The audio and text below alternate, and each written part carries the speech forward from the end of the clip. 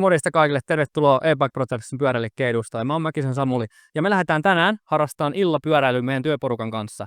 Let's go, mennään katsomaan, meillä on illahaastetta. Mitä meillä oli myymällä? Itse asiassa toi Fattis, no se on kyllä hyvä vaihtoehto, mutta se ei ole kyllä hyppimiseen. Nyt vaihdetaan kyllä vaihtoehtoa, mennään eteenpäin. Kyllä hyvää Konvalta tarjolla tossa. Tossa on kyllä kans tosi valmiuksinen pyörä. Mä haluaisin ehkä kyllä pikkusen vielä jotain vähän räyhempää. Käydä siikaa. Perinteistä spessua. Tää on kyllä aika hyvä, mutta tää on kyllä kiitos telineestä. Tää on tosi näppärä muuten tämmönen teline kuljettaa tavaroita. Mutta mä en ota tätä. Mennään vielä eteenpäin. Mutta ai vitsi, hei, täällähän olisi herkkua. Tää meidän turpolevo komppi. Tää onkin suoraan laturi sit. Mä nappaan tän.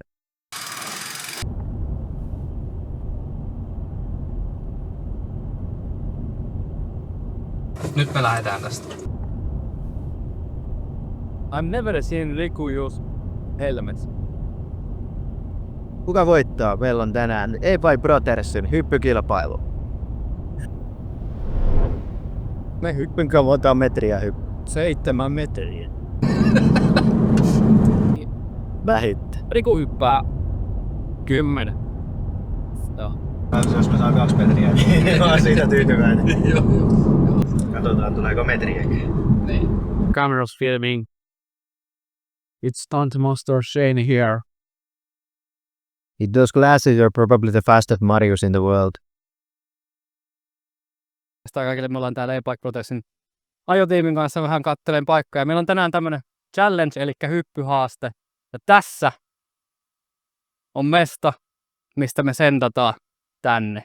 Katsotaan, kun pääsee pitkälle ja tsekataan vähän meidän porukkaan, mitä tässä on mukana. Sitten tsekataan, ketä meillä on tiimissä.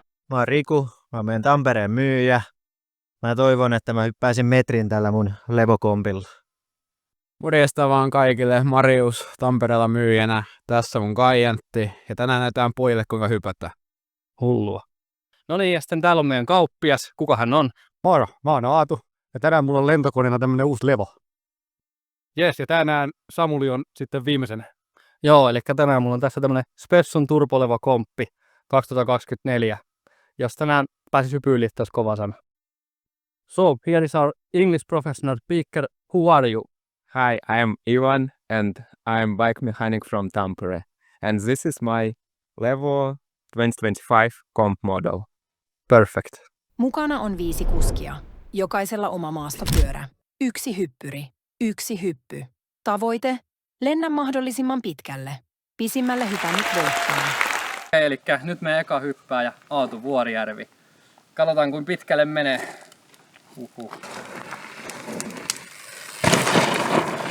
Tähän läntäsi Aatu. Minkälaiset tunnelmat hypyn jälkeen? No ei hyvä, kyllä voisin kuvitella 10 metriä pitemmälle tonne alastuloon. Mä veikkasin samaa. Sitten tunnelma tiivistyy seuraavana. Bikelinkin edustaja Marius tuikkaa tulemaan rampista. Kumpi on pitempi, hyppy vai vie? Siellä haetaan vähän tunnelmaa. Lämmitellään renkaat. Varovasti. Ohu! Marius a.k.a. Marska läntäs tähän. Pikkusen jäätiin tosta meidän kauppiaasta, mutta katsotaan. Kohta mennään kaljalle. Ja seuraavana vuodessa on Ivan.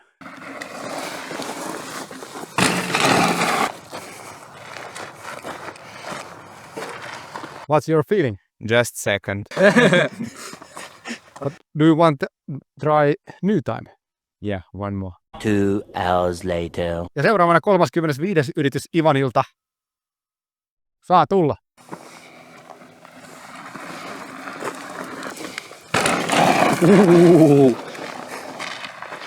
Half meter better than first. 10 centimeters. Seuraavana vuorossa on lentävä keuruulainen. Ui juma! Se oli kyllä pitempi kuin olisi voinut kukaan uskoa. Mutta ei yhtään pitkä kuin mulla. No niin, sit seuraavaksi Rikun vuoro. Katsotaan pystyykö parempaa. Riku hyppää 10. Let's go. Sitten on virallisen mittauksen vuoro ja mittamiehenä tuo niin se saisi muu kuin Mäkisen saa. Ja tänään tästä tehdään ihan tämmöisiä niin virallisia dimensioneita, eli otetaan tämmönen mitta Mennäänkö tuubilla vai senteillä? Senteillä tänään. Ja tänään ensimmäinen suorite Rikulta 2 metriä 18 senttiä. Aika kova. Yes. Yli metri. Sitten seuraava. Marius Bikelinkin koljatti. Hyppäskö pitemmälle kuin mies on itse? 2 metriä 83 senttiä. Sitten siellä oli Iivanin suorite. Ulkomaan vahvistuspaino menemään semmoisen 94 senttiä. Sitten on vuorossa itse Sammi. Mitä se Samppa veti tänään? 4 metriä 30 senttiä. Oho, joo. Ja sitten kauppiaan veto. 4 metriä 31 senttiä. Hiilikuitu Ronkosella näköjään lentää komeasti. On siinä uudessa levossa jotain. Palkitaan meidän voittaja tämmöisellä jalolla suomalaisella kunnianosoituksella, eli mahdollisesti koivun oksalla. Pitkä tunnelmaton. On kyllä hyvä, että on komeeri. Pähkelöpä.